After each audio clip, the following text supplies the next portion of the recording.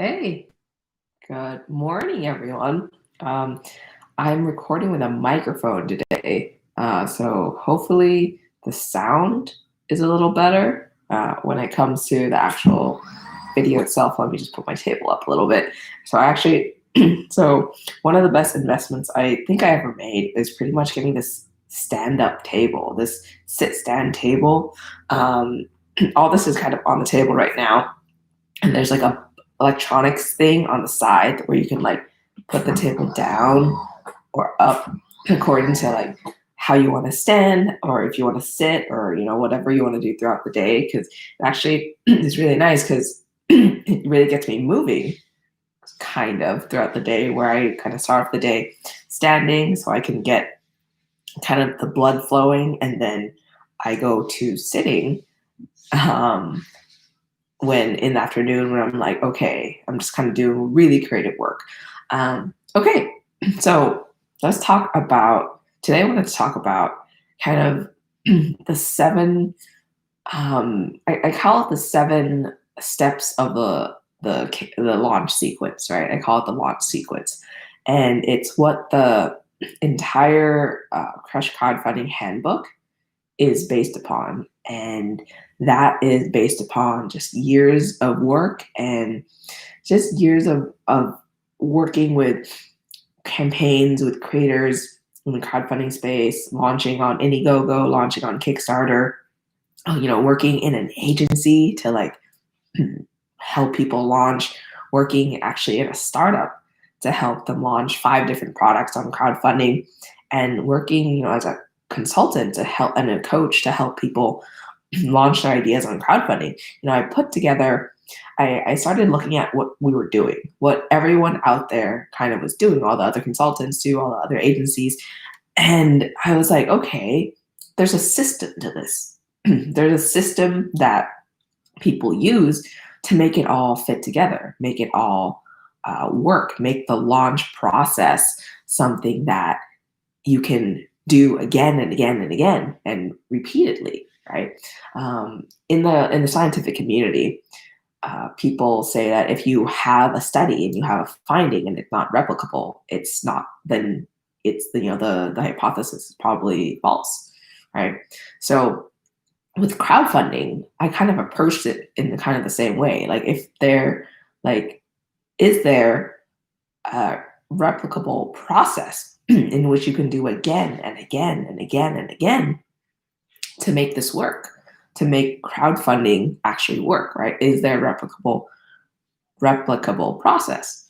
And so I kind of sat down and I looked through kind of everything that I've done before. Sorry, give me a second. Ooh. Okay, so I sat down. I looked through everything that I did before, and I was like, okay, is there a system?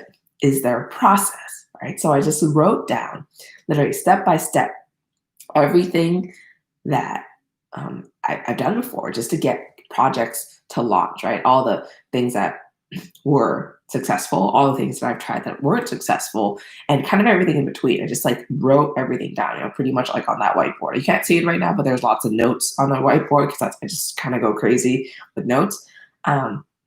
Yeah. And at the end of the day, there was just like pages and pages and pages of stuff that I wrote down. And I was like, okay, what does this all mean? How does it all connect together? Like, what are the common threads between all these different projects, all these different campaigns? What are the common threads, right?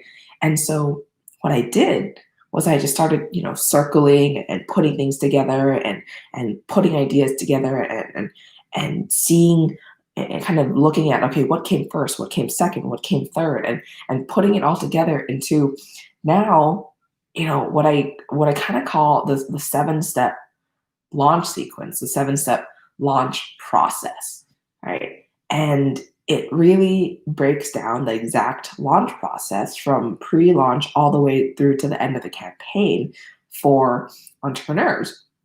And it breaks it down in a way that people from different categories, people from different backgrounds, people from different kind of goal sizes I've seen has followed this exact same 7 steps, right? If you're raising $2 million, if you're raising $10,000, everyone follows these exact same steps. And I was like, wow, I took this and I looked at other campaigns that I didn't even work on, right? I looked at other campaigns that people call me in about, people, email me and they're like, hey, Nolan, can you take a look at my campaign? Can you look at what I've done? Things like that. Can we just like talk about my campaign, right? And I asked them all these questions, and in my head, I'm like, wow, this really matches up with the 7-step launch process that I've written down, that I've put together.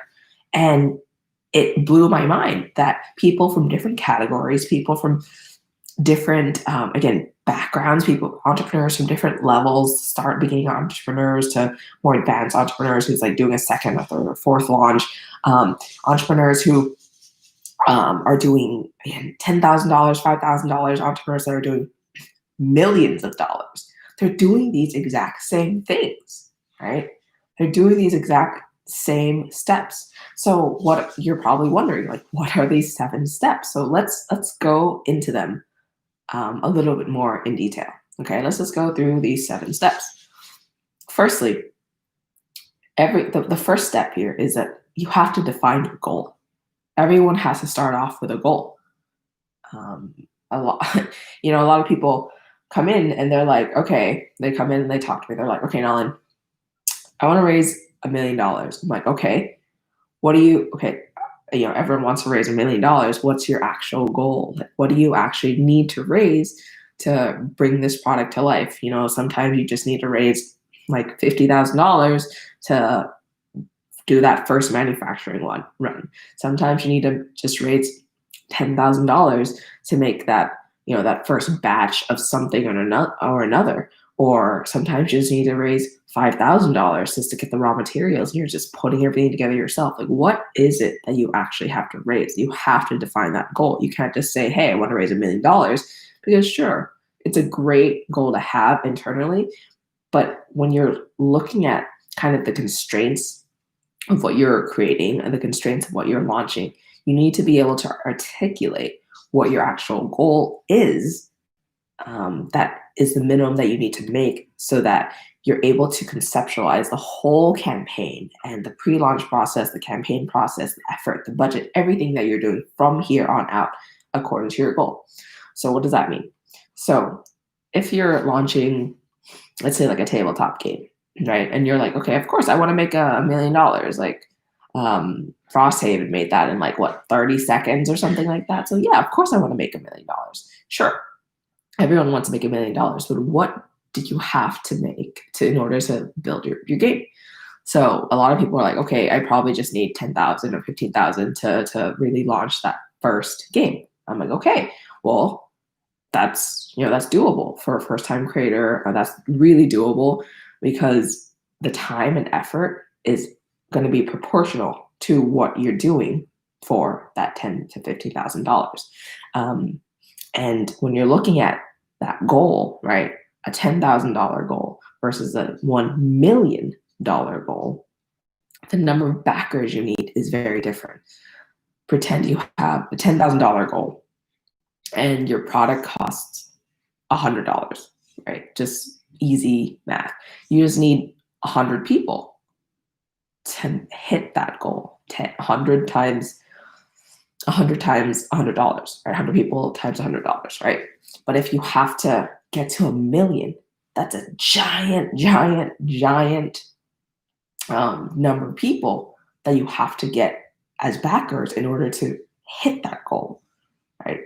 And so what that means is your goal will really help conceptualize how you do your marketing and how you do that initial work and legwork that you put in. So if your goal really is $1 million, you know that you have to have an audience that is much bigger than if your goal was $10,000, right? So defining your goal really helps you conceptualize the entire launch process and kind of figure out how much you have to spend and how much time and how much effort and how many people you have to build up before you even launch. So that's why it's so important. That's why it's kind of the first thing that I encourage everyone to do, right? Because if you don't have a goal, you're kind of rudderless. You don't know where you're going. If you're thinking, okay, do I want to spend $500 on ads or $5,000 on ads? If you don't have a goal, you don't know where you're going to go from here, right? If you don't have a goal, you're going to be like, okay, I guess I could spend 5,000. Or if you don't have a goal, you're probably like, okay, I can spend 500. That's okay, right? But your goal helps to determine what spend you have, for example. Okay, so that's like the first thing I encourage everyone to do. Just really know your goal and know exactly what you need to make on this crowdfunding platform on Kickstarter and Indiegogo, just so that you are able to kind of work backwards to see what you have to do to get there. Right? If you don't have a goal, you're just kind of like walking in the middle of nowhere and there's like no destination, right? There's no destination. You're kind of like setting out sail and you're just going around and around and around and around because you don't know where you're supposed to be going. It's like a maze with no end, right? It's like a maze with no end. You're like going somewhere, but you don't know where you're going. So that's the most important thing. That's number one. The second thing is that you really have to do the research. You really do. You have to do the research. It's like probably the least sexy topic in marketing, really. But you have to do the research. You really have to go through and look at other things that are, that are out there in the market. You have to look at things that are similar on the market. You have to look at things that are in positioned just a little bit differently. You have to look at things that are priced at something that's a little bit differently. So you have to look at something that is out in the market that people could potentially spend money on instead of yours, so that you're able to convince them to not spend money there and spend money to yours. You really need to look at on crowdfunding too. Like, what have people crowdfunded before? Is there something similar? Is there something different? Is there something that you can learn from these people? Basically, this market research is one of the most important steps too. I'm going to say this on all the steps, just so you know, because it's all important. But yeah, market research is one of the most important steps of this crowdfunding process, because you need to know exactly what people are buying now, what people aren't buying now, what people aren't buying now because it doesn't exist, what people potentially want to buy, what people will pay for, right? There's all these different things you need to know before you go into the actual launch process itself. There's no way that you can just create a product, not do the research, and just hope for the best, right? That's not the best way to work.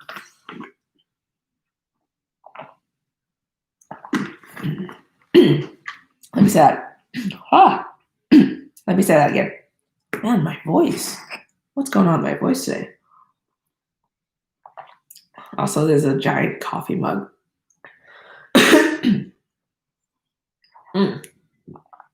Okay. Yeah, I'll say that again. What was I saying? Okay, there's no way that you'll know what people will buy and what people want unless you do the research, right? You have to do the research. You have to look at things that are out there and make sure that you're able to create something that people actually want, that people will actually buy, right? That people will actually spend some money on pre-launch. And that's one of the most important things too, especially if you want to not only launch a product, but you want to scale a product in the long run as a business.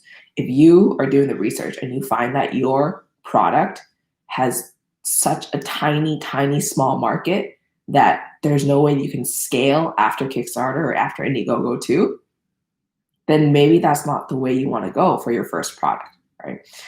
If you want to just launch one product and be done with it, sure, that's fine. Just launch, have fun with it, and just kind of go crazy, right? However, if you want to kind of launch a product, build a big community, get $1 million, you need to do the research to see like how projects get to $1 million, what price points people pay, what kind of features do people need, what kind of benefits are they looking for, what kind of solutions are people looking for. You need to do that research so that you know exactly how to approach your project. In the art of war, right? in the art of war, one of the main lessons in the art of war is that you need to know yourself, you need to know your competitors, you need to know everything that's out there so that you're able to form the right strategies to combat those competitors. It's one of the most important things to know, because if you don't know yourself, if you don't know your strength, you don't know your weaknesses, you don't know what your competitor's strengths and weaknesses are, how are you going to be able to formulate a plan to get you to win? You win when it comes to, for that art of war, actual war. But when it comes to actual market dominance, how do you win? How do you position yourself? How do you price yourself? How do you message yourself if you don't know what everyone else is doing and what is working and what's not working? So do the research. It's one of the most important things. Okay, number 3, find an audience. It's one of the most important things to do. Again, I'm going to say it at every single turn, guys. So, okay, find an audience. It's one of the most important things because you need crowdfunding. Literally, it's in the name. Crowdfunding, right? Crowd. You need a crowd. You need a crowd so that you can fund. And so you need to find an audience. Now that you've defined your goal and you've done the research, right? You know exactly what people are buying, what people aren't buying, what kind of people are buying this stuff. What are you going to do? What you're supposed to do now is really build up that audience, build up that crowd. And audience is just like a fun marketing term for people, right? Find the people who will like your product, find the people who will resonate with your vision, find the people who will resonate with what you're doing, the mission, and like the idea behind the company. Find people who will like that, right? If you're launching something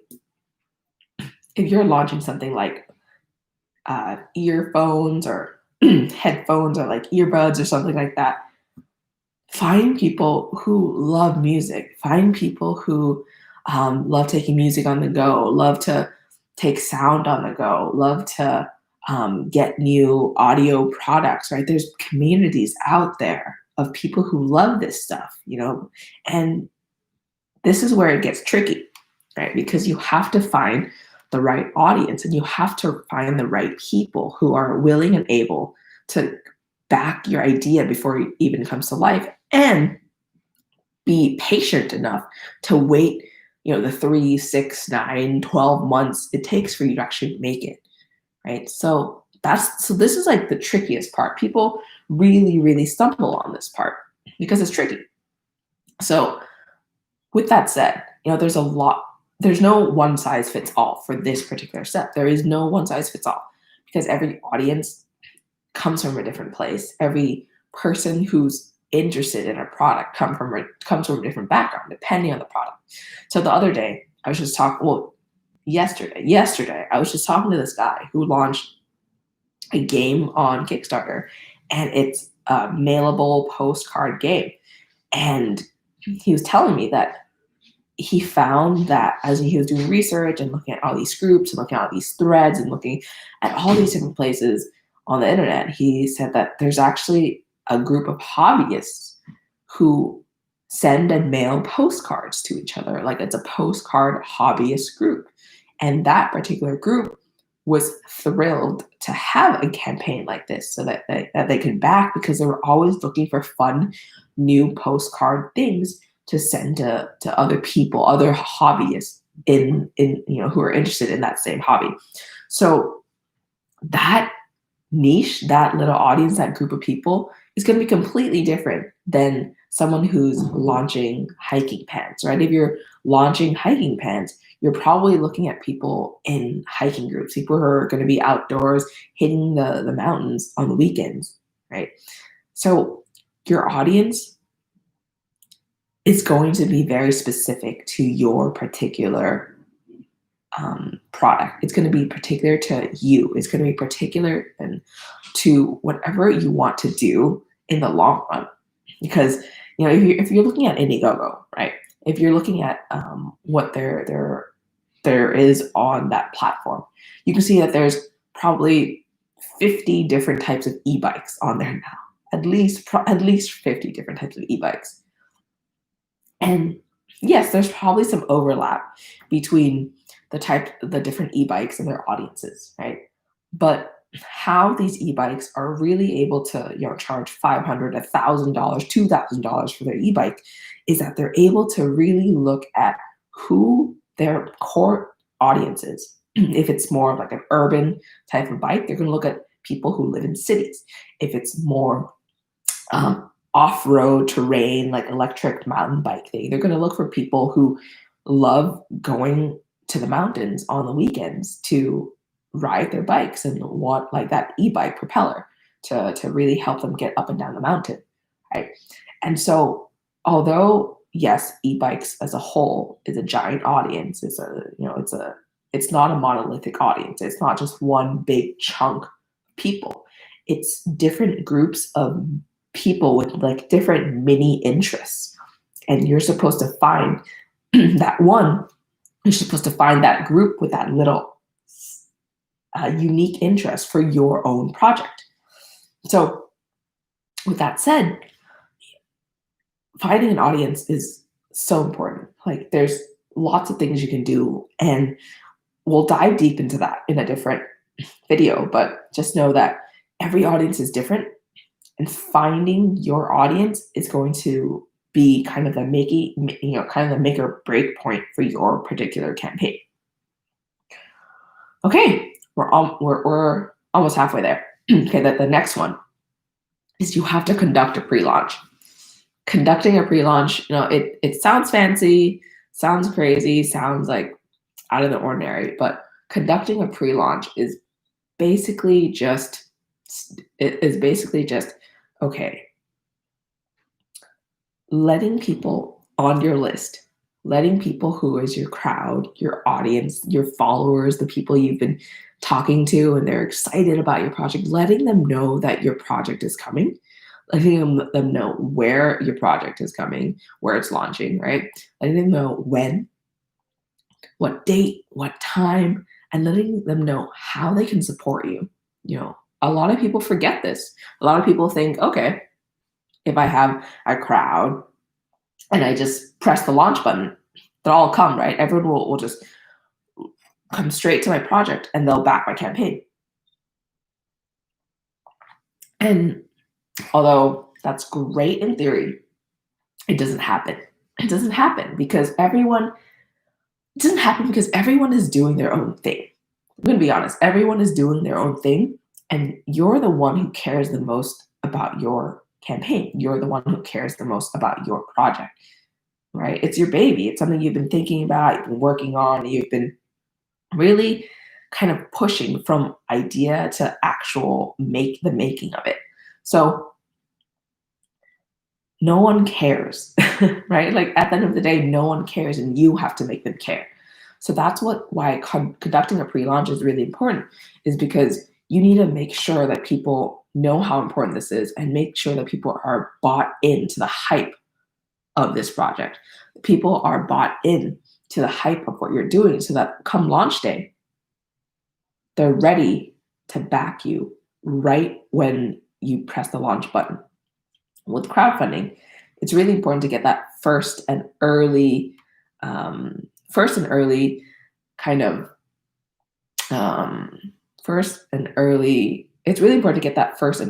traction with your campaign and with your funding and your backers, just because the crowdfunding platform itself has algorithms that kind of push campaigns higher that have that backing, that instant backing, that quick backing, and it kind of forgets about campaigns that don't have that quick traction, right?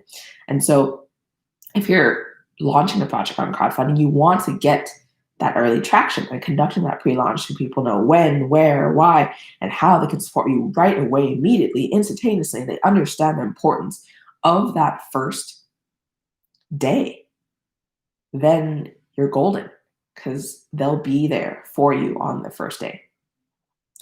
Okay, and before you launch, one of the main things to do is to create a converting project page, right? That's number 5. Create a converting project page. And it's easy to say, it's easy to talk about. Yeah, just create a page that converts. Create a page that converts, visitors into backers. that converts, people into paying customers, right? Just do it. it's easy, but it's hard because there's so many things that go into it. There's things like getting the right images, getting the right photography, getting the right video on the crowdfunding page, getting the right text, explaining the thing in the right way, making sure that you have the right rewards that people are right no-brainer rewards that people definitely want to buy, making sure that you're able to set shipping in a way that people get. Make sure that you're able to just lay out information in like a coherent manner so that people understand how, what it is, how it works, what the benefits are, and then how they can get it, what they can get. So like creating a converting project page sounds easy, but there's so many pieces to it. And I want to draw your attention back to the second thing we talked about today, to doing the research.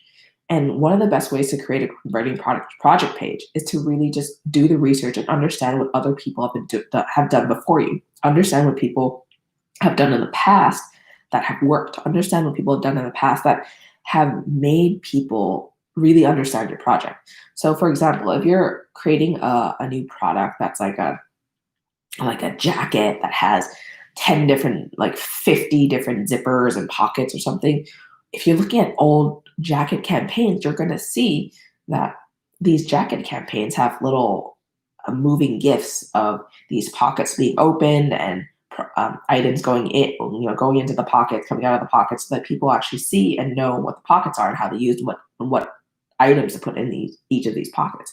And you'll see that, oh, okay, a lot of people love seeing this. A lot of people want to know this about the products. And so, yeah, I'm going to put this on my own campaign too. So that's one of the things to do to create a converting project page, right? Another thing is to look at previous videos. Watch all the videos. Watch every single video in your category, in your niche that you can think of, and just write down what works, right? Write down the commonalities, write down things that people are doing, write down things that kind of caught your attention. Just write all this down so that you're able to put it all together and formulate this in your own way, right? So yeah, creating a project page is not easy, but I know you can do it. And I know that you're able to kind of look at what's done before and start formulating your plan. I really believe it. Okay, we're almost there, guys.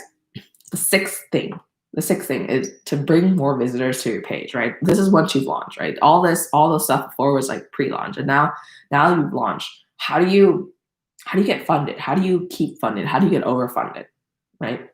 There's two more steps. Bring more visitors to your page, and just keep people invested. Those are 6 and 7. And it's super, when you launch on crowdfunding, the formula for funding is super easy, right? The formula for funding is pretty much how many people you bring to your page, what % these people are converting at, equals how much funding you're actually going to get, right? Super easy. And so the more people you bring to your page, no matter what the conversion rate is, unless it's 0, right? No, the more people you bring to your page, the more your funding is going to be.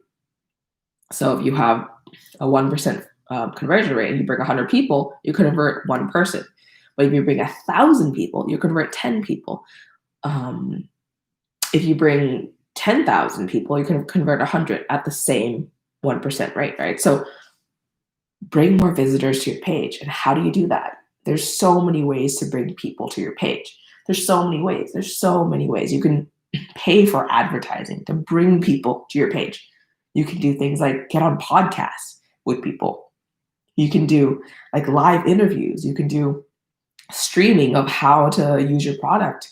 You can get people to write about you in like a press article. You can get people to write about you in a blog. You can kind of be on a mailing list to like a crowdfunding backer group. There's so many ways to bring visitors to your page, and people forget that, right? People forget it. People are like, oh, I launched my email, converted, now what? There's so many ways out there, and it has to be specific to your project and your product, and it has to be specific to your campaign, right? And the last thing is just to keep backers invested. So with crowdfunding, a lot of the time, people can refund at any time, pretty much. People can refund, like during the campaign, people can refund. On Indiegogo, a backer's credit card gets charged right away when they back, but they can still refund during the campaign. For Kickstarter, people's credit card gets charged at the end of the campaign if you do get funded. And during that campaign period itself, people refund at any time. So what you're looking to do too for your campaign is to keep people excited and keep that hype up for your particular project. Keep the hype up because you want people to remain invested. You want people to remain interested in what you're doing, or else they're gonna say bye, right? You wanna make sure that people know that you're really, really gonna make this come to life, that you're really invested in this campaign, that you're really invested in just making all this happen. Or else they're gonna refund, right? Because they can take their money elsewhere. They can take their money and do whatever they want. It's their hard-earned money. And so once someone's back, treat them like a customer, right? How do you want to be treated yourself as a customer? You want to feel heard. You want to feel that your money is going towards something great. You want to feel that your money is going towards making the best product ever, right? Or getting the best product ever. And so think about that as you run your campaign. Like, how do you keep backers invested, right? How do you keep backers engaged, and how do you keep backers just really connected with you so that you can continue to make this product and continue to have them along this journey? Okay, so that was a quick run through the 7 steps for crowdfunding, right? Again, this is years of work in crowdfunding, and this is years of work in consulting, and this is years of work in working in agencies and working in startups to launch products on crowdfunding. Right? This is just years of work, and I've distilled it down. I've taken a look at all these campaigns, and it just all matches up with these 7 steps. And so I encourage you to look deeper into these 7 steps and where you are now, and what else you can be doing. Right? Because if you follow these 7 steps and you're doing it and you're activating it in a way that makes sense for your project, then you're going to get closer to launching and funding your idea. Okay, and if you want more information about this, I actually have a book that I've written about these 7 steps, and it's in the resources section of the crowdfunding Crush Crowdfunding websites, crushcrowdfunding.com/resources. Okay, and if you enjoyed the video, be sure to hit subscribe, be sure to hit the thumbs up, be sure to like the video, and I will see you next time. Thanks.